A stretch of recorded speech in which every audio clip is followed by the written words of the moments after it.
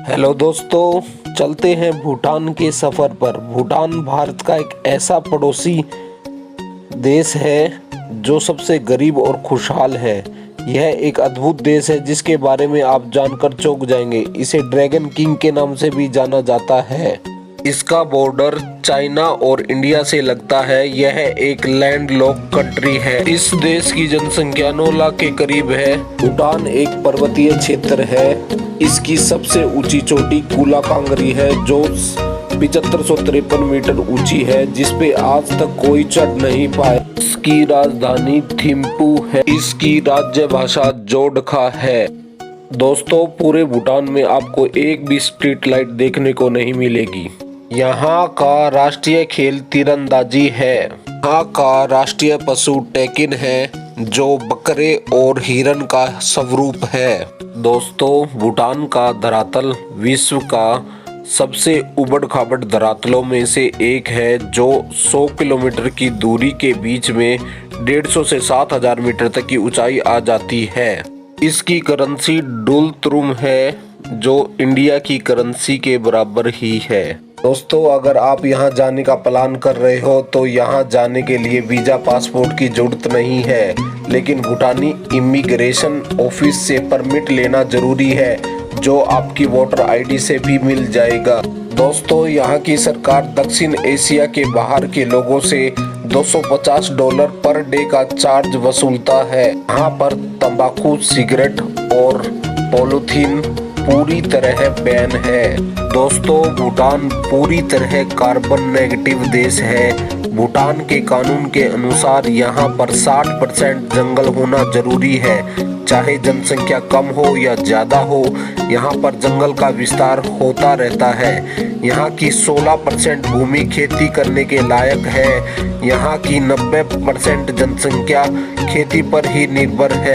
यहाँ पर जानवरों का शिकार पूरी तरह बैन है। यहाँ कोई भी बूचड़खाना नहीं है। यहाँ अगर जानवरों के शिकार करता पाया गया तो 15 साल की जेल है। मादत्सी यहाँ का नेशनल फूड है जो वेज है। यहाँ मोमोज भी खाए जाते हैं, परंतु ये मैदे से नहीं बल्कि कुट्टू के आटे से बनाए जाते हैं। यहाँ मिर्च मसाला बड़ा तेज खाया जाता है। दोस्तों, भूटान ने कई सालों तक अपने आंतरिक मामलों को दुनिया से छुपा कर रखा। सन 1974 के बाद ही कोई विदेशी पर्यटकों के लिए भूटान ने अपने दरवाजे खोले।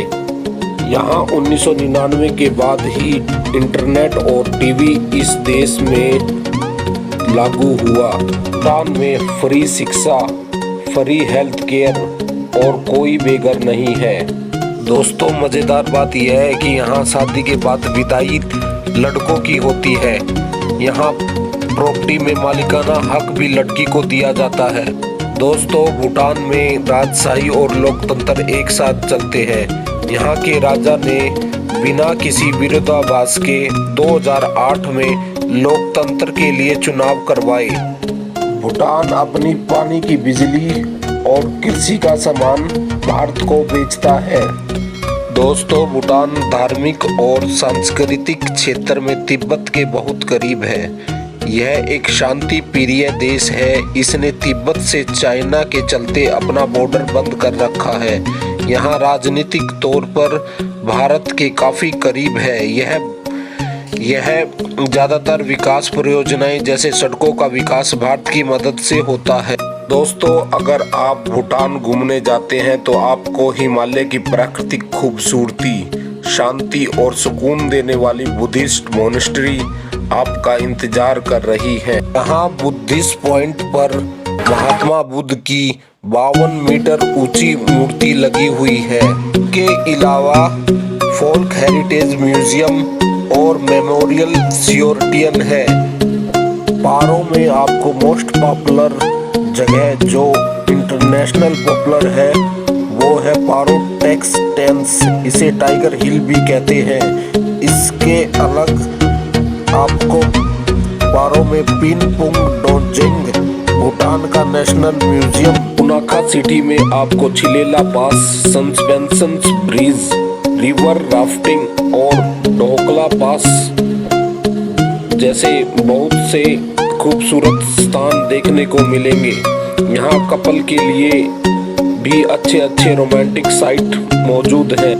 दोस्तों, भूटान जाने के दो तरीके हैं, by flight, by road. By flight आप दिल्ली, मुंबई, कोलकाता और गुवाहाटी से सीधा पारो इंटरनेशनल एयरपोर्ट पर लैंड कर सकते हो। ये रोड आपको जाना है तो आप आइए जयगांव बॉर्डर पर। जयगांव बॉर्डर वेस्ट बंगाल में है। यहाँ पर पहुँचने के लिए नियर रेलवे स्टेशन है हासीमारा का। दोस्तों, जयगांव बॉर्डर से फुल सोलिंग से 147 किलोमीटर पड़ता है। थिम्पू सिटी जाने के लिए आपको गोल्डन प्लाजा बस सर्विस मिल जाएगी, जिसकी टाइमिंग है सुबह 7 बजे से 2 बजे तक। इसका किराया 300 से 400 रुपये तक का होगा, या इसके अलावा आप टैक्सी भी कर सकते हैं, जिसका किराया 3000 से 5000 रुपये है। यहाँ 1200 रुपये तक आपको बढ़िया होटल मिल जाएगा। तो दोस्तों, आप इस शांति भरे सुंदर देश में जरूर विजिट करें। दोस्तों, अगर आपको ये वीडियो पसंद आई हो तो इसको सब्सक्राइब करें और लाइक करें। आपका अपना channel Dulloo the explorer. Thank you for watching.